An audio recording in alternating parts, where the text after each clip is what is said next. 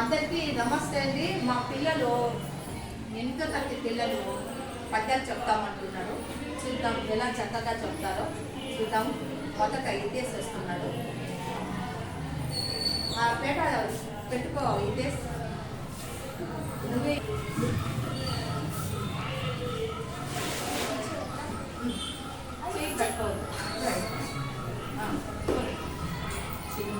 పెట్టుకో అదే కదా ದಾನ ಮುಂಜೆಯ ನೇರಳಿಯಲಾದ್ವಿಕು ಸಂಪದಲು ಎಂದಿನ